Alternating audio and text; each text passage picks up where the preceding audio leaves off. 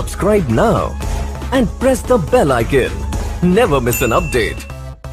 Hello everyone, welcome back to DK education academy. बच्चों, आज हम करेंगे introduction of miscellaneous exercise chapter 1 sets class 11th mathematics.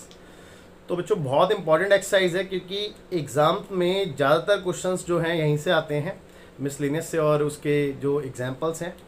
ठीक है, तो ध्यान से देखेंगे बेटा और स्टार्ट करते हैं, टाइम वेस्ट नहीं करते हैं। ठीक है, तो जो पहला एग्जाम्पल रहने वाला है एनसीईआरटी में है वो है एग्जाम्पल नंबर 28। तो बच्चों, मैं एक बात आपको पहले ही क्लियर कर देता हूँ कि जो क्वेश्चंस इजी होंगे मैं उनकी सिर्फ हिंट दूंगा आपको, है ना, प्रॉपर सॉल्यूशन नहीं कराऊंगा। ठीक है, क्योंकि काफ़ी बड़ी एक्सरसाइज हो जाती है ये, दैट्स वाई।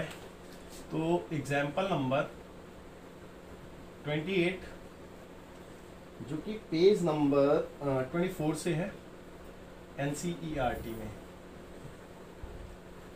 ठीक है, तो देखते हैं बच्चों। कहता है कि शो दैट, आपने शो करना है the set of letters needed to spell. बेटा एक स्पेल आपको दे रखा है CATARACT। ठीक है, चेक कर लेता हूँ मैं एक बार, CATARACT। हाँ ठीक है। And the set of all letters needed to spell, और एक दूसरा स्पेल आपको दे रखा है TRACT। ठीक है बेटा, कहता है कि आर इक्वल, यानी कि आपने ये शो करना है कि इनका जो मैं सेट बनाऊंगा इसका और इसका तो इक्वल है ना। तो चलो चेक करते हैं। जैसे कि मैंने इसके सेट को ए से डिनोट कर दिया, और जैसा कि आप जानते हैं कि कोई भी लेटर रिपीट नहीं होता किसी भी सेट में ना। तो जैसे कि हमने लिया, इसका सेट बनाया रोस्टर फॉर्म में, तो सी आ गया, ए आ गया, टी आ गया। अब ए आ चुका है तो ए दोबारा नहीं लिखेंगे, आर आ गया, आर के बाद ए आ चुका है, सी भी आ चुका है, टी भी आ चुका है, बस यही आएंगे भाई। चेक कर लो, सी आ गया है, ए आ गया है, टी आ गया है, फिर ए आ गया है, फिर आर आ गया है, फिर ए आ गया है, सी आ गया है, टी आ गया है, सारे आ गए हैं, है ना। अच्छा, इसका सेट बनाते हैं, बी सेट से डिनोट कर देता हूँ मैं इसको। टी आ गया भाई, ध्यान से देखेंगे, आर आ गया, ए आ गया, फिर सी भी आ गया। अब टी तो आ चुका था तो टी नहीं आएगा, दैट्स इट। अब मैं चेक कर लेता हूँ कि क्या ये दोनों इक्वल हैं। देखो CATR, हाँ भाई देखो ना, इसके सारे एलिमेंट इसमें प्रेजेंट है और इसके सारे एलिमेंट इसमें प्रेजेंट है, तो yes we can say A is equal to B। तो आई होप इसमें कोई डाउट नहीं रहा होगा आपको और अच्छे समझ में भी आ गया होगा। मैं इसके बाद अगले एग्जाम्पल की बात करता हूँ, दैट इज एग्जाम्पल नंबर 29 और page number I think so के अगला पेज पे है ये, नहीं अगले पेज पे नहीं है, सेम पेज पे ये 24 NCERT। और देखते हैं इसको बेटा एक बार, इसमें क्या लिखा है।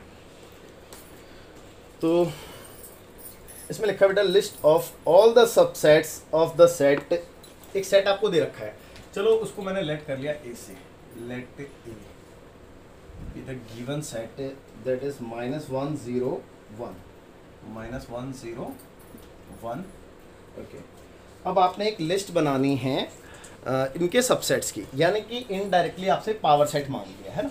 तो जब भी आप लिस्ट बनाते हो तो सबसे पहले आप ये चेक करो कि इसमें नंबर ऑफ सबसेट कितने हैं ना।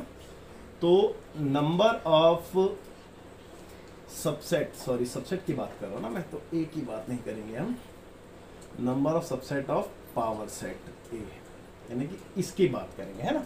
यानी कि क्योंकि पावर सेट ही तो इसके नंबर ऑफ सबसेट होंगे ना। पावर सेट में जितने भी सेट होंगे वो क्या होंगे बेटा, वो सबसेट से ही तो होते हैं, तो दैट्स इट। तो बेटा ये चीज़ कैलकुलेट करने के लिए हम क्या करते हैं कि 2 की पावर n लिखते हैं, where n is number of element in present of given set, है ना। तो दैट इज 3। तो बेटा कितना आएगा 8, यानी कि पावर सेट के अंदर 8 एलिमेंट रहने वाले हैं। तो जो इसके सबसेट की कलेक्शन होगी उसमें 8 ही एलिमेंट आने वाले थे, हमें पता चल गया ये बात। अब मैं वो 8 सेट की एक लिस्ट बना रहा हूँ और उस लिस्ट को मैं पावर सेट का ही नाम दे रहा हूँ। ठीक है, तो कुल मिला के आपसे पावर सेट ऑफ ए मांगा है। तो देखते हैं बेटा, देखो सबसे पहले 5 मैंने आपको बताया था सबका सबसेट है, फिर -1, ठीक है, फिर 0, फिर 1 और फिर -1 0, फिर 0 1 और लास्ट में -1 1 और फाइनली -1 0 1 -1 0 1। अब चेक कर लेते हैं कि क्या 8 एलिमेंट आ गए हैं या नहीं। तो 1 2 3 4 5 6 7 8 बिल्कुल ठीक है। तो ये आपकी एक लिस्ट बन गई है इनके सबसेट्स की। ठीक है बच्चों, तो आई होप यहाँ तक भी कोई डाउट नहीं होगा। ठीक है, अच्छा आगे देखते हैं एग्जाम्पल नंबर 30। बिफोर दैट आप वीडियो को पॉज करके एग्जाम्पल नंबर 30 बहुत अच्छा क्वेश्चन है। कहता है कि show that A union B is equal to A intersection B implies A equal to B. यानी कि आपने ये प्रूफ करना है कि ए सेट और बी सेट इक्वल है कब, जब ए यूनियन बी और ए इंटरसेक्शन बी आपस में बराबर हो। ठीक है, तो चलो समझते हैं इस चीज को। देखो सबसे पहले गिवन इंफॉर्मेशन लिख लेते हैं। तो गिवन है हमें इसमें कि ए यूनियन बी इक्वल है ए इंटरसेक्शन बी के। ओके, तो टू प्रूफ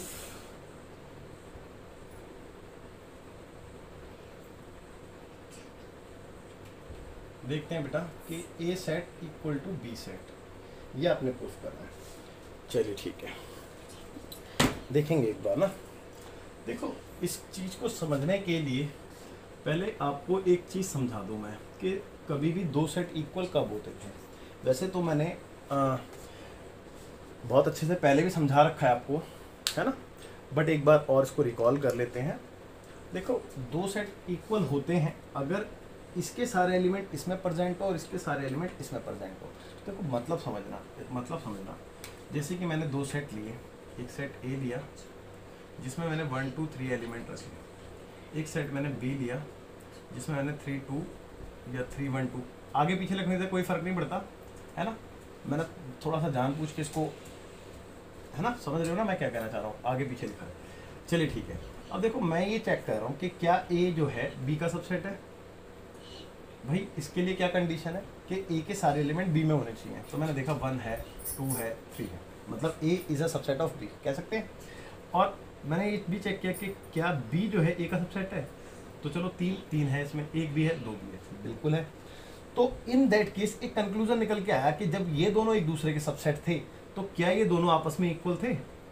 चेक करा मैंने 1 2 3 1 2 3, हाँ बिल्कुल ये दोनों आपस में इक्वल थे। यानी कि हमें एक बात समझ में आई कि अगर हमें कभी भी इक्वल सेट प्रूफ करना है तो उसके लिए मुझे दोनों सेट को एक दूसरे के सबसेट दिखाना होगा। तो अगर मैं ये चीज़ दिखा देता हूँ तो दो सेट आपस में इक्वल कहलाएंगे, है ना, पहली बार। चलिए तो इसी कॉन्सेप्ट का यूज़ करके हम इस क्वेश्चन को करने वाले हैं। देखिए समझते हैं। देखो मैंने क्या किया, मैंने लेट कर लिया, लेट एक्स एक एलिमेंट है ना, let X be the element belongs to set A, जो कि सेट ए को बिलोंग कर रहा है, ना। ओके, अब देखो अगर ये सेट ए में है, मतलब मैंने यहाँ पे क्या चीज़ दिखाई थी कि भाई इसके सारे एलिमेंट इसमें हैं, तो क्या कहला रहा था, एक दूसरे के सबसेट कहला रहे थे। तो मैं वही चीज़ दिखाने वाला हूँ यहाँ पे सबसेट प्रूफ करने के लिए। भाई मैंने ये दिखा दिया कि इसमें भी है, और अगर मैं ये दिखा दूँ कि बी में भी है तो भाई बी जो है सबसेट ए बन जाएगा। तो मैं वही कंक्लूजन पे आऊँगा। अभी देखेंगे एक्स जो है वो ए को बिलोंग कर रहा है। अच्छा एक बात बताओ, यहाँ पे देखना जरा, वेन डायग्राम में अच्छे समझ में आती है चीज़ें। तो ये सेट ए है, ये सेट बी है, और ये यूनिवर्सल सेट है। अच्छा कोई एलिमेंट अगर ए को बिलोंग कर रहा है, मान लो कि यहाँ पे कहीं पे होगा एक्स जो है ना, यहाँ पे कहीं पे होगा, तो इसका मतलब ए में तो है। लेकिन क्या ए में होने के साथ साथ ये इनके यूनियन में भी तो है। देखो ना भाई, यूनियन का मतलब क्या होता है, ए का भी सारा बी का भी सारा। तो इसका मतलब ये हुआ कि जो एक्स एलिमेंट है वो इसके यूनियन में भी होगा। मानते हो ना ये बात? बिल्कुल। तो मैं ये लिख सकता हूँ कि X also belongs to A union B. भाई बात समझ में आ रही है ना? बिल्कुल लिख सकते हैं जी। चलिए ठीक है। अच्छा एक बात हो, अगर ये एक्स इसमें बिलोंग कर रहा है, इसके यूनियन में, तो क्या इंटरसेक्शन में बिलोंग नहीं कर रहा होगा, क्योंकि यूनियन तो इंटरसेक्शन के बराबर ही है। भाई गिवन है ना, it is given that A union B equal to A intersection B. तो मैं इसकी जगह ये भी लिख सकता हूँ कि ए इंटरसेक्शन बी में भी आ रहा होगा, है ना। अब इंटरसेक्शन का मतलब क्या है? इंटरसेक्शन का मतलब है कि ए और बी दोनों में कॉमन, यानी कि ये वाला पोर्शन, भाई ये वाला पोर्शन को तो ए इंटरसेक्शन बी कहते हैं, है ना। अच्छा एक बात हो, इससे एक बात समझ में आती है। इससे क्या बात समझ में आती है कि जो x है वो a में भी है और x जो वो है b में भी है। तो इसका मतलब मेरे को एक बात निकल के आई यहाँ से कि x जो है बिलोंग कर रहा है बी में भी, है ना। तो यानी कि देखो ना, अब बात वही तो आगे जो मैंने कंक्लूजन बताया था कि भाई मैंने दिखा दिया एक एक्स जो एक एलिमेंट था, है ना, वो ए में भी था और बी में भी है, ए में भी था और बी में भी है, ठीक है। तो ए में भी था और बी में भी है, तो इसका मतलब क्या निकल के आया बेटा कि मैं ये कह सकता हूँ कि B is a subset of A. भाई बात समझ में आ रही है नहीं आ रही है? ठीक है, एक बार मैं एनसीईआरटी में भी निगाह मार लेता हूँ कि इन्होंने किस तरीके से, हाँ बिल्कुल इन्होंने भी इसी तरीके से इसको रिप्रेजेंट कर रखा है, ठीक है। तो बात क्लियर हो गई बेटा? चलिए ठीक है, तो A is a subset of B, ठीक है। लेकिन क्वेश्चन अभी कंप्लीट नहीं हुआ, क्योंकि अभी तो मैंने एक चीज़ दिखाई है ना, ए सबसेट बी का है, अभी तो ये भी दिखाना बाकी है बी सबसेट ए। तो इसको दिखाने के लिए मैंने ऑल्सो एक काम और किया और इसको एक स्टेटमेंट मान ली, है ना, इसको एक स्टेटमेंट मान ली मैंने। और मैंने एक काम ये किया कि मैंने let Y be the element does belongs to B. भाई इस बार मैंने मान लिया कि वाई भी एक एलिमेंट रहा होगा जो कि सेट बी में बिलोंग कर रहा होगा। मान लो कि यहाँ पे अब एक्स की जगह वाई चल रहा है ना, और क्योंकि बी में बिलोंग कर रहा है तो बी के अंदर ही है ना, ठीक है। तो अगर वाई बी को बिलोंग कर रहा है तो इसके यूनियन को भी बिलोंग करेगा, ये भी बात कंफर्म है। तो Y also belongs to A union B, और ए यूनियन बी को बिलोंग कर रहा है तो ए इंटरसेक्शन बी को भी बिलोंग करेगा। क्यों? उसका रीजन आपके सामने है, क्योंकि दोनों इक्वल है। तो ए इंटरसेक्शन बी, और अगर ए इंटरसेक्शन बी में आ गया तो इसका मतलब ए के अंदर भी आ गया वो, है ना। तो Y also belongs to set A. तो इससे क्या कंक्लूजन निकल के आया कि इसका मतलब जो है बी जो है वो ए का सबसेट हो गया। तो therefore B is a subset of A. तो ये सेकंड स्टेटमेंट हो गई हमारी, है ना। तो फ्रॉम 1 and 2 वी कैन से ए इक्वल टू बी, क्योंकि जब ये चीज मैंने दिखा दी है तो ए इक्वल टू बी हो गया नहीं हो गया। तो from statement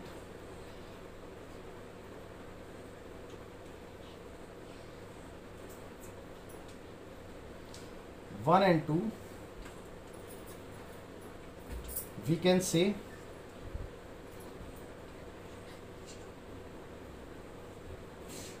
A is equal to B, hence proved।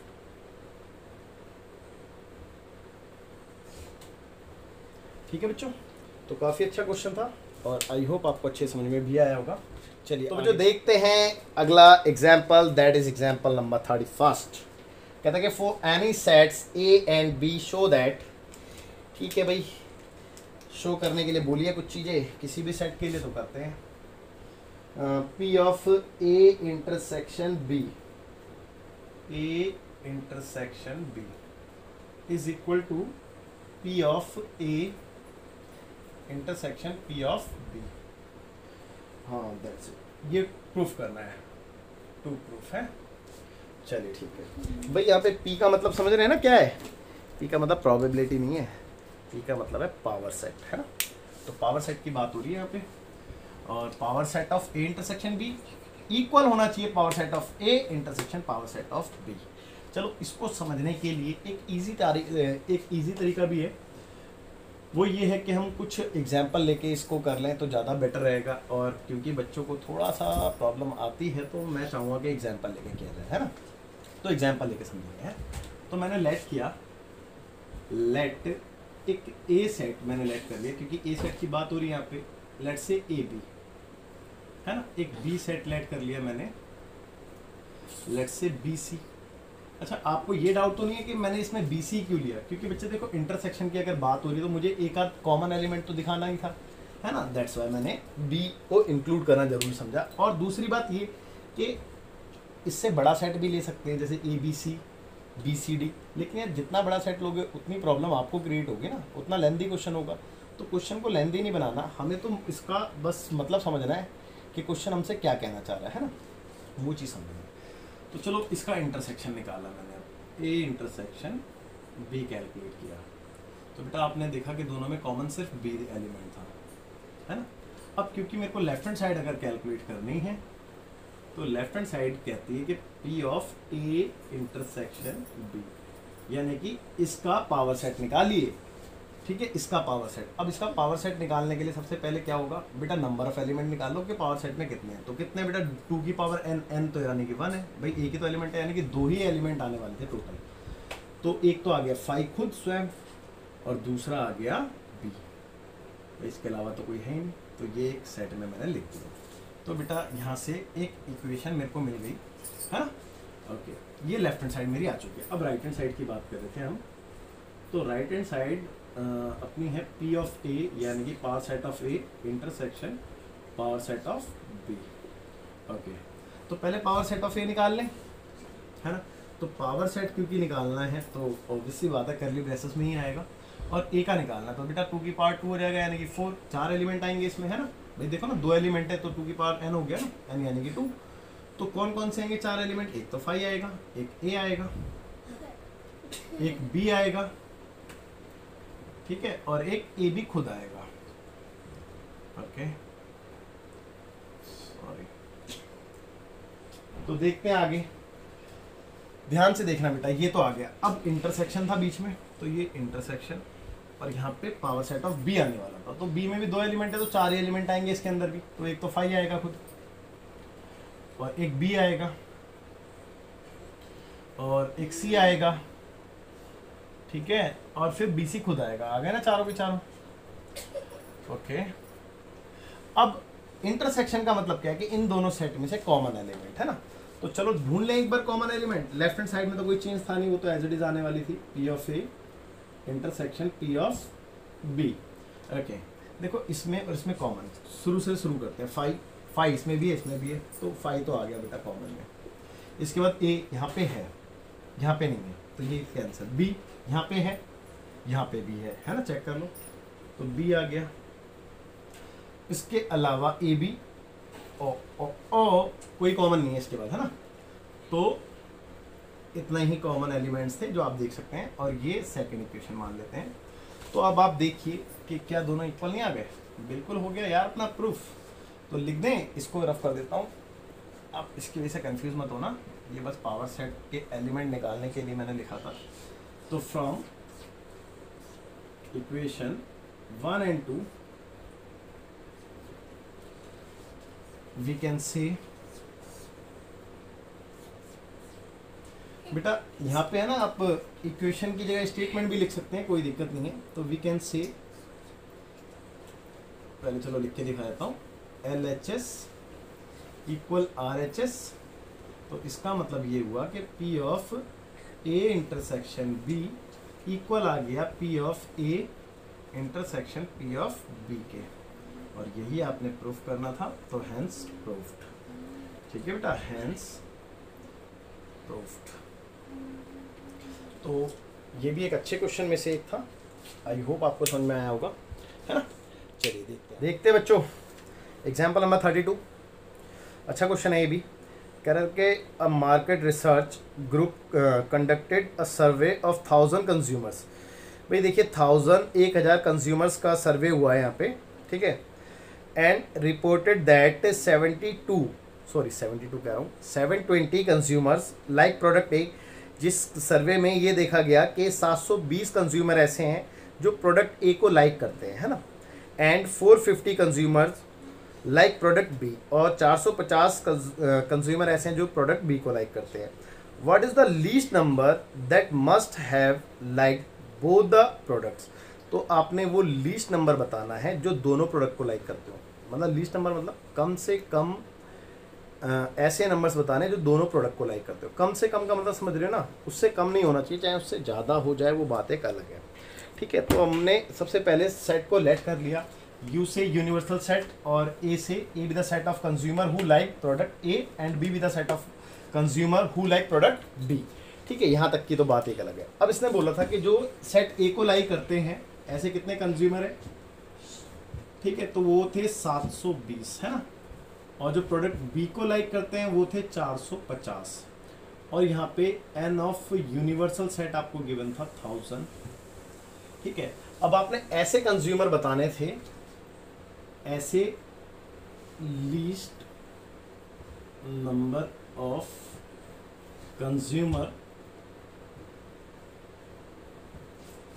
Consumers जो दोनों को लाइक करते हो, ठीक है, like both product A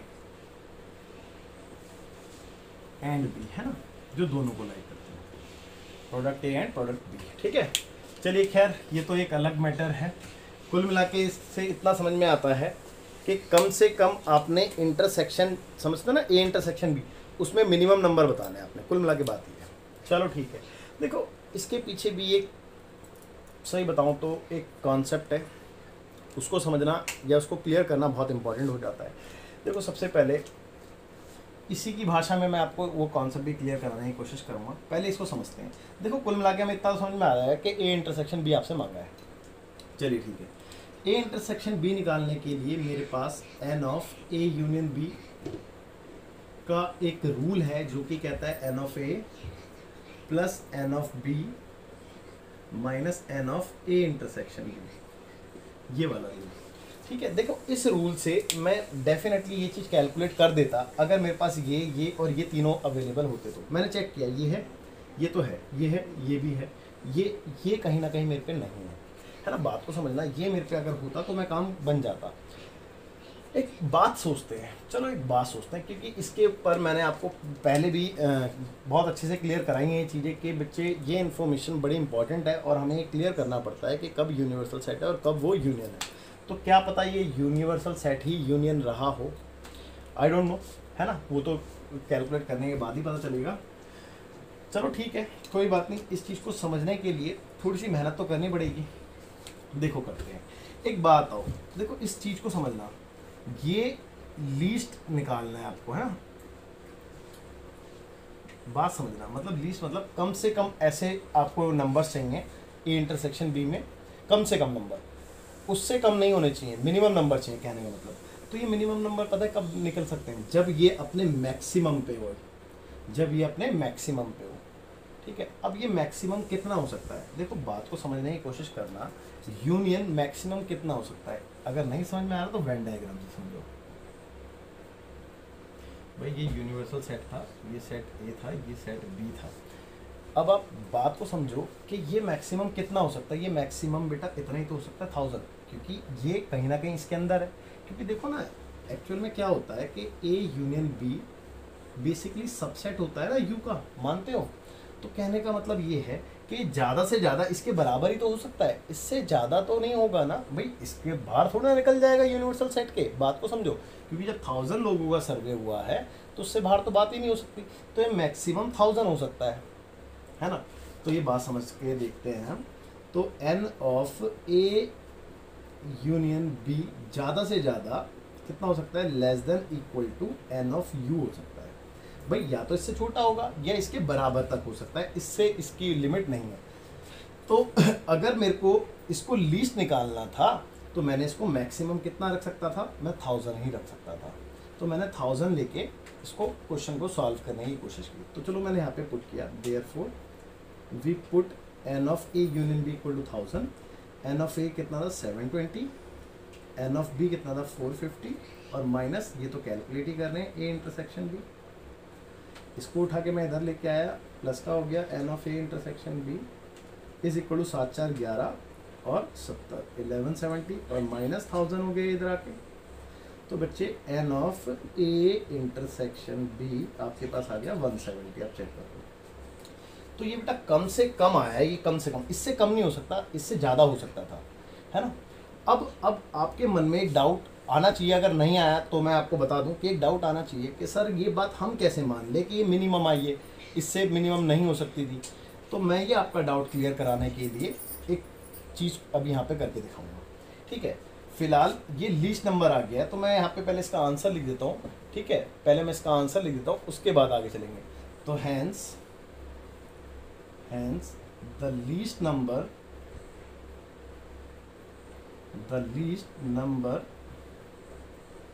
of consumer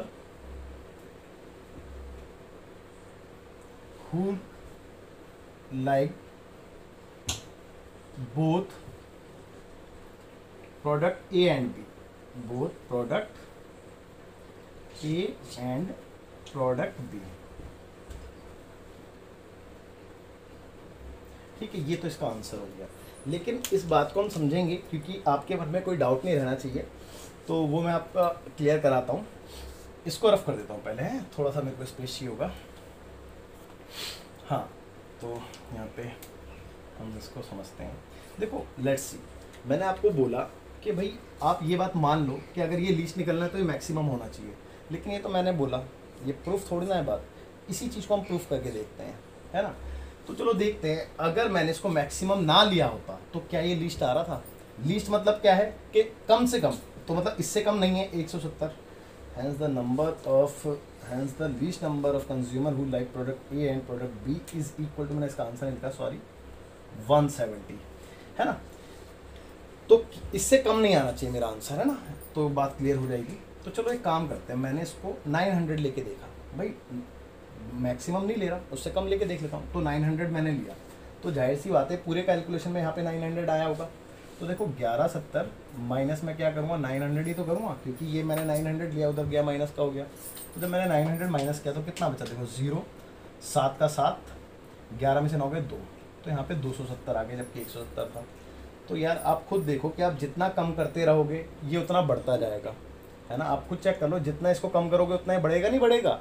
तो बेटा लीस्ट नंबर निकालने के लिए आपको इसको मैक्सिमम ही रखना था, है ना, क्योंकि बच्चों के मन में डाउट होना बहुत ज़रूरी हो जाता है कि सर हम कैसे माने कि मैक्सिमम ही रखना है तभी मेरे को लिस्ट मिलेगा। तो इस बात का प्रूफ ये हो गया। आप खुद चेक कर सकते हैं कि जितना मैं इसको घटाऊँगा उतना ये आंसर मेरा बड़ा होगा, तो मेरे को तो मिनिमम नंबर चाहिए था ना, दैट्स वाई। अब आपको अच्छे समझ में आ गया होगा, ठीक है, आगे बढ़ते हैं। आप इसको तो देखते हैं बच्चों, सेकंड लास्ट एग्जांपल है, एग्जांपल नंबर 33। कहता है कि out of 500 car owners investigated 400 own car A, ठीक है, and 200 own car B, 50 own both A and B cars, is this data correct. आपने ये बताना है कि जो डेटा आपको गिवन है ये सही है या फिर नहीं है। अब चलो हम भी अपनी इन्वेस्टिगेशन कर लेते हैं, तो पता लगाते हैं कैसे क्या है ना। अब इसने बोला कि 500 जो ओनर्स हैं उन्होंने इन्वेस्टिगेशन की है। अब 500 जो ओनर्स हैं वो ऑब्वियस सी बात है, मैं उनको यू से डिनोट करूँगा, यूनिवर्सल सेट। तो चलो मैंने उसको मान लिया कि let you be the universal set, है ना। ओके, कह रहा है कि उनमें से 400 ऐसे हैं ओनर जो कि कार ए मतलब पसंद करते हैं, ये कह लो, ठीक है, जिनके पास जो कार ए के ओनर हैं ये कह लो। तो एन ऑफ ए मैं ये कह सकता हूँ, क्योंकि मैंने उस सेट को भी ए से रिप्रेजेंट किया है। कितने थे बेटा, 400 थे, ओके। और आगे लिखा था कि 200 जो है वो बी के ओनर हैं, तो बेटा 200, और ऐसे बेटा 50 ओनर और भी हैं जो कि दोनों कार्स के ओनर हैं, तो वो 50 है, ओके, ठीक है। बस दैट्स इट, इतना ही था। और क्वेश्चन में आपने ये बताना कि ये जो डेटा है जो इन्वेस्टिगेट होके आया है ये सही है या फिर नहीं है। अगर ये सही होगा तो हमारे इन्वेस्टिगेशन में निकल ही जाएगा, अदरवाइज गलत हुआ तो पकड़ा जाएगा। चलो देखते हैं, एक काम करते हैं, सबसे पहले n of A union B calculate कर लें, क्योंकि मुझे इससे भी पता चल सकता है कि ये डेटा जो है करेक्ट है या फिर नहीं। क्योंकि हम ये जानते हैं कि ये जो आना चाहिए इन दोनों को प्लस करके इसको हटा के इसके इक्वल आना चाहिए। चलो देखते हैं। और हम ये भी जानते हैं कि ये कहीं ना कहीं यू से नीचे आना चाहिए। अच्छा मैंने एन ऑफ यू नहीं लिखा है, सॉरी, यहाँ पे लिख देता हूँ मैं एन ऑफ यू जो कि 500 था, ओके। तो मैंने इसको कैलकुलेट करना जरूरी समझा, n of A union B. या फिर एक काम करते हैं, इन्वेस्टिगेशन का अगर पता लगाना है तो एक दूसरा तरीका भी फॉलो कर सकते हैं हम। मैं यहाँ पे लिखता हूँ, सिंस वी नो दैट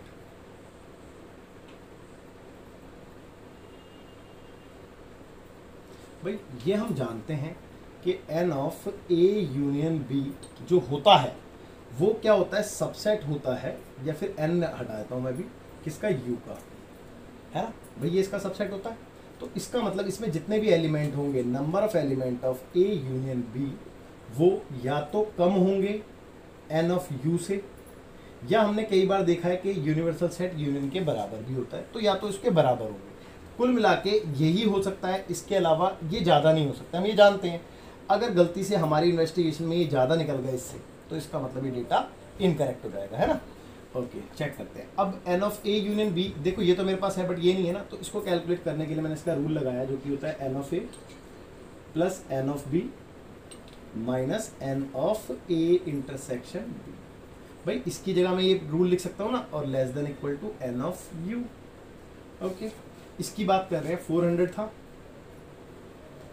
ये कितना था 200, ओके, ये कितना था 50, लेस देन इक्वल टू ये कितना था 500। चेक कर लो बेटा, 500 ही तो गिवन है। 4 2 6, 6 में से 600 में से 50 गया तो 550 आया, चेक कर सकते हैं आप। Less than equal to 500। बेटा एक बात आओ, 550 500 से छोटा होता है या उसके बराबर होता है? नहीं होता यार, ये गलत है, फॉल्स है ये। तो ये आ गया फॉल्स। अगर ये फॉल्स आ गया तो मतलब हमारी इन्वेस्टिगेशन किस मुद्दे पर पहुंची है कि जो डेटा था ये टोटली इनकरेक्ट था, है ना। तो hence the given data is incorrect. ठीक है, इज इनकरेक्ट। मैं एक बार चेक कर रहा था, कुछ और तो नहीं बोला था ना? नहीं, बस इतना ही मांगा था, यही पूछा था कि आपसे ये करेक्ट है या नहीं है, दैट्स इट। तो आई होप आपको अच्छे समझ में आ गया होगा। मेन कंक्लूजन ये था, आपको ये चीज़ पता होनी चाहिए, मैं इसको मार्क कर देता हूँ क्योंकि इसी कंक्लूजन से हमने अपनी इन्वेस्टिगेशन को आगे बढ़ाया था। ठीक है, ओके, चलो आप इसको नोट कीजिए, देखते हैं फिर लास्ट। तो देखते हैं बच्चों, क्वेश्चन कह रहा हूँ, एग्जाम्पल नंबर 34 मोस्ट इंपॉर्टेंट है एग्जाम के पॉइंट ऑफ व्यू से, बहुत बार एग्जाम में देखा गया है इस एग्जाम्पल को ना, तो अच्छे से करना प्लीज़। हाँ देखो, इसमें लिखा है a college awarded 38 medals in football. भाई जो क्या कहते हैं 38 मेडल्स जो है वो किस में मिले हैं बेटा? फुटबॉल में मिले हैं। और मैंने फुटबॉल को एफ सेट से डिनोट किया, देखो ना, let F denote the set of man who received medal in football. तो बेटा मैं यहाँ पे लिख सकता हूँ therefore n of F equal to 38, है ना। आगे चलते हैं 15 इन बास्केटबॉल।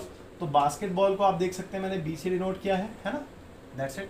तो इसमें कितने मिले हैं बच्चे, कितने लोगों को? 15 लोगों को, 15 मैन। एंड 20 क्रिकेट, तो क्रिकेट वालों को 20 मेडल। ठीक है, ओके, क्रिकेट में 20 मेडल। आगे कहता है if this medals went to a total of 58 man. अच्छा, ये जो है यहाँ पे टोटल ऑफ 58 मैन को ही मिले हैं, ये बात क्लियर कर दी है इसने। अच्छा, 58 मैन को मिले हैं तो इसका मतलब ये यूनियन है, क्योंकि मिले हैं भाई, ना मिलने वाली बात थोड़ा ना बोलिए। तो मैं ये कह सकता हूँ, चलो यहाँ पे लिख देता हूँ, n of F union B union C is equal to 58 आपको गिवन है। ओके, आगे बढ़ते हैं। कहता है कि and only 3 man got medal in all the 3 sports. और 3 लोग ऐसे हैं भाई, ऑलराउंडर कह सकते हैं उनको, कलाकार हैं वो, तीनों उसमें मेडल उन्होंने जीत लिया है ना। तो 3 लोग ऐसे भी हैं जो कि सब में उन्होंने मेडल ले लिया। तो इसका मतलब कॉमन वाली बात हो गई, तो इंटरसेक्शन वाली बात हो गई, है ना, और सभी का कॉमन है, दैट्स इट। ओके, आगे बढ़ते हैं। कहते हैं कि how many received medals in exactly 2 of the 3 sports. और आपने ये बताना है कि ऐसे कितने लोग हैं जिनको सिर्फ और सिर्फ दो गेम्स में मेडल्स मिले हैं, रिसीव हुए, है ना। ओके, एग्जैक्टली 3 स्पोर्ट्स मतलब 3 में से 2 में, है ना। चलिए ठीक है, यानी कि मतलब समझो, देखो आपने बेसिकली निकालना क्या है, चलो मैं इसको ऐसे नहीं, आपको वेन डायग्राम में समझाऊंगा तो बहुत अच्छे से, बहुत प्यार से समझ में आएगा। और देखिए ज़रा थोड़ा सा वेन डायग्राम का नज़ारा। ये यूनिवर्सल सेट, वैसे इसका कोई रोल नहीं है इस क्वेश्चन में, बट फिर भी ये एफ, ये बी और ये सी मान लेते हैं। तो ये सेट एफ हो गया, ये बास्केटबॉल का हो गया और ये इसका हो गया। ठीक है, अब देखिए इसमें इस वाले एलिमेंट को मैंने ए मान लिया, इस वाले को बी मान लिया, इस वाले को सी मान लिया, और इसको भी मान लिया क्या, चलो इसको डी मान लिया। देखो बात को समझो, आपसे बोला गया है कि 3 में से सिर्फ 2 में आपको मेडल्स मिले हैं, वो ऐसे कितने लोग हैं। तो देखो अगर मैं इन दोनों की बात करता हूँ कि जिन लोगों ने फुटबॉल में और बास्केटबॉल दोनों में मेडल लिए हैं, ऐसे हैं ए और डी। लेकिन अब प्रॉब्लम ये हुआ कि अगर मैं डी को लेता हूँ तो वो कहीं ना कहीं क्रिकेट भी इंक्लूड हो जाएगा, हमें तो सिर्फ 2 के लिए निकालना था ना। तो खाली मैं फुटबॉल और बास्केटबॉल की बात करूँ तो मैं ए एलिमेंट लूँगा, है ना। तो मतलब समझो कि बेटा एक मेरे को एलिमेंट मिल गया ए, है ना। सिमिलरली इन दोनों के लिए अगर मैं बात करूँ तो खाली बी लूँगा, और सिमिलरली इन दोनों की बात करूँ तो खाली सी लूँगा। यानी कि ये ऐसे एलिमेंट्स हैं जिनको सिर्फ और सिर्फ तीन स्पोर्ट्स में से 2 में मेडल मिले हैं एग्जैक्टली। और आपसे मांगा भी तो यही क्या था। ठीक है, एक बार और मैं ये लास्ट लाइन पढ़ देता हूँ आपको, जिससे कि अच्छे से क्लियर हो जाए। कहता है कि how many received medals in exactly 2 of the 3 sports, यानी कि 3 स्पोर्ट्स में से जिनको सिर्फ 2 में मेडल मिले हैं वो वाले बताइए। तो बेटा आप चेक करो ना, अगर मैं डी को भी इंक्लूड कराता तो वो तीसरा भी आया था ना, क्योंकि डी तो तीनों में कॉमन है, हमने सिर्फ 2 में कॉमन देखना था। तो वो ऐसा ए था, ऐसा बी था, ऐसा सी था। तो इन तीनों का टोटल मेरा आंसर होगा फाइनली, है ना, जो मुझे कैलकुलेट करना है। ठीक है, दैट्स इट। अब आगे देखते हैं। देखो वैसे तो बहुत ईजी है, अच्छे समझ में आ गया क्या करना है क्या नहीं करना। और हमने इसका क्या कहते हैं, इस रूल की डेरिवेशन भी कराई थी आपको, F union B union C, और इसी रूल से ये हो जाएगा पूरा क्वेश्चन। देखो समझते हैं कैसे समझते हैं। पहले मैं रूल लिख दूँ। तो वी हैव, हमारे पास है एक rule N of F union B union C का क्या होता है बेटे, N of A plus, sorry N of A नहीं, एन ऑफ एफ लिखो यहाँ पे, plus N of B plus N of C, okay, minus intersection N of F intersection B minus N of B intersection C minus N of C intersection F और plus N of F intersection B intersection C. यही rule बताया था बेटे, आपको अच्छे से याद भी होगा, ऐसी कोई दिक्कत नहीं। चलो इनकी वैल्यू सब्स्टिट्यूट करते हैं और आप देखोगे कि आपका आंसर इजीली आ जाएगा। और ये बच्चे ये भी बता दो, 5-6 नंबर का क्वेश्चन आता है, बड़े क्वेश्चनों में से एक है। देखो ये कितना है, ये आपको 58 गिवन है, ओके। ये कितना था, 38, आप देख सकते हैं। ये 15 और दिस वन इज 20। अब समस्या ये तो हमें गिवन नहीं है, लेकिन हमें ये पता है कि इसका मतलब क्या है। देखो ना, एफ इंटरसेक्शन बी का मतलब समझते हैं, और मैं इन सब वैल्यू को एक ब्रैकेट में लिख दूँगा, या फिर ब्रैकेट अभी रहने देते हैं, बाद में देखेंगे, छोटे ब्रैकेट में लिख देंगे। काम करते हैं, देखो एफ इंटरसेक्शन बी का मतलब समझे, जो एफ और बी में कॉमन हो। ऐसे तो बेटा ये दोनों ही है ना, देखो ना ये दोनों, क्योंकि इसने ये थोड़ा बोला कि सी में नहीं आना चाहिए, सी में आए या ना आए हमें क्या मतलब है, एफ और बी का कॉमन देखना है। तो एफ और बी में कॉमन तो ए प्लस डी है ना, बात समझ गए ना। तो मैं यहाँ पे छोटे ब्रैकेट में लिख देता हूँ ए प्लस डी, फिर ये माइनस बी और सी में कॉमन, बी और सी में कॉमन बी और डी था, तो बी प्लस डी।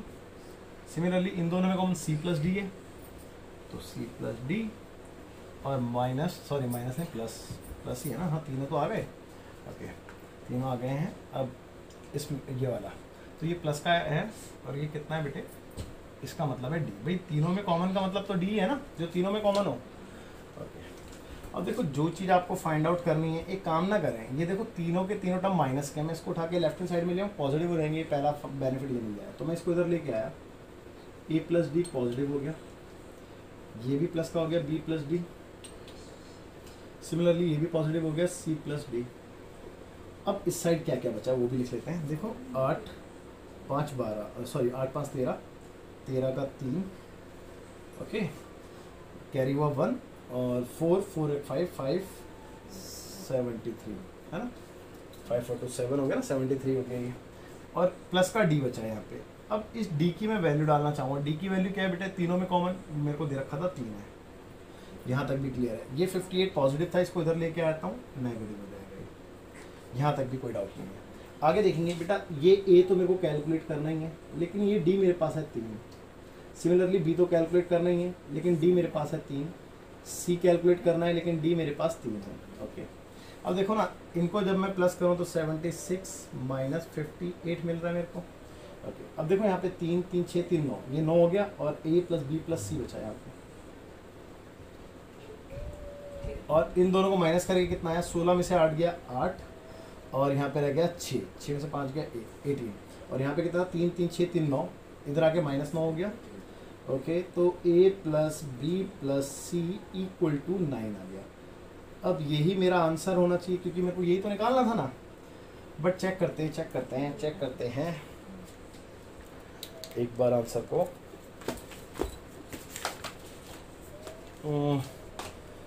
हाँ बिल्कुल 9 ही आंसर है, और लास्ट में बस स्टेटमेंट में अपना आंसर छोड़ देना, मैंने लिखा नहीं है। कहता है कि which is the number of people who got medals in exactly 2 of the 3 sports. ठीक है, ये आप अपना आंसर छोड़ देना। और बस आज की वीडियो यहीं तक थी। इसके बाद नेक्स्ट लेक्चर हमारा होगा किसका, मिसलेनियस एक्सरसाइज का। चलो देखते हैं, फिर मिलते हैं अगली वीडियो में। Bye, take care.